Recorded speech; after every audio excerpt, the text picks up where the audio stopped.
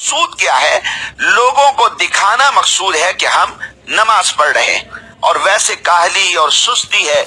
تھکے ہوئے جی کے ساتھ نماز کے لیے قیام کرتے ہیں۔ اور مزید ارشاد فرمایا فَخَلَفَ مِن بَعْدِهِمْ خَلْفٌ أَضَاعُوا الصَّلَاةَ وَاتَّبَعُوا الشَّهَوَاتِ فَسَوْفَ يَلْقَوْنَ غَيًّا إِلَّا مَن تَابَ وَآمَنَ وَعَمِلَ صَالِحًا فَأُولَٰئِكَ يَدْخُلُونَ الْجَنَّةَ وَلَا يُظْلَمُونَ شَيْئًا۔ تو ان کے بعد وہ نالائق لوگ ان کی جگہ آئے جنہوں نے نمازوں کو ضائع کیا اور اپنی خواہشات کی پیروی کی، تو عنقریب وہ جہنم کی خوفناک وادی غی سے جا ملیں گے، مگر جنہوں نے توبہ کی اور ایمان لائے اور نیک کام کیے تو یہ لوگ جنت میں داخل ہوں گے اور ان پر کوئی زیادتی نہیں کی جائے گی۔ تو پتہ یہ چلا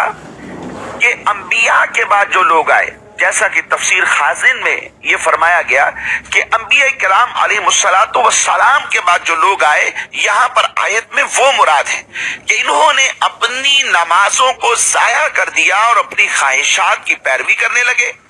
عنقریب ان کو عذاب ہوگا، اور عذاب بھی کہاں کا ہوگا؟ کہا کہ جہنم کی خوفناک وادی ہے جس کا نام ہے غی، یہ اس میں ڈالے جائیں گے۔ ہاں، اگر کوئی رجوع کر لیتا ہے، توبہ کر لیتا ہے، سچے دل سے اللہ تبارک و تعالیٰ کی بارگاہ میں رجوع لاتا ہے، تو ایسے شخص کو معافی عطا کر دی جائے گی اور جنت میں داخلہ ملے گا، اور اس پر ظلم اور زیادتی نہیں کی جائے گی۔ حضرت عثمان غنی رضی اللہ تعالی عنہ فرماتے ہیں سرکار دو عالم صلی اللہ علیہ وسلم نے ایک موقع پر یہ ارشاد فرمایا، جس نے میرے اس وضو کی طرح وضو کیا،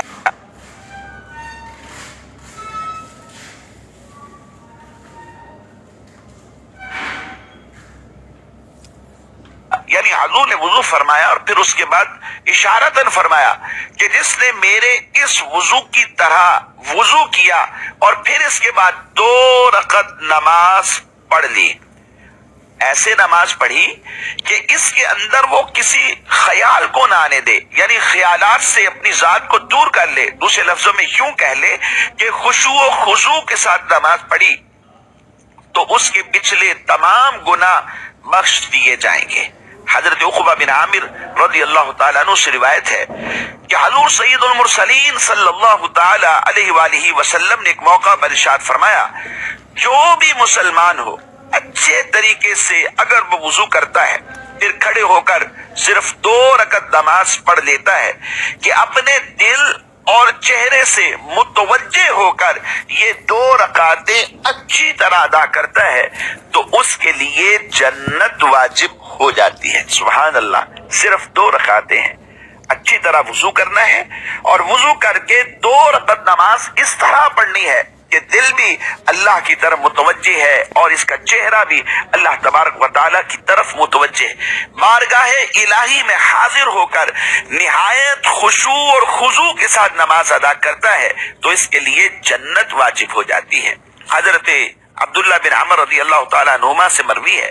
نبی اکرم صلی اللہ علیہ وسلم نے ارشاد فرمایا، جس نے نماز پر مداومت کی یعنی ہمیشہ نماز پڑھتا رہا تو قیامت کے دن وہ نماز اس کے لیے نور، برہان اور نجات ہوگی، اور جس نے نماز کی محافظت نہ کی، اس کو چھوڑتا رہا، ترک کرتا رہا، تو اس کے لیے نہ تو نماز نور ہے، نہ برہان ہے، اور نہ ہی اس کے لیے نجات ہوگی، اور وہ قیامت کے دن قارون، فرعون، حامان اور ابی بن خلف کے ساتھ ہوگا، اور یہ سب کفار ہیں۔ حضرت ابو سعید خدری رضی اللہ تعالیٰ عنہ سے مروی ہے، نبی اکرم صلی اللہ علیہ وسلم نے ارشاد فرمایا، جس نے جان بوجھ کر نماز چھوڑی تو جہنم کے اس دروازے پر اس کا نام لکھ دیا جاتا ہے جس سے یہ داخل ہوگا۔ مدنی چینل کے ناظرین، معلوم یہ ہوا کہ نماز بہت اہم ہے اور اس کی اہمیت سے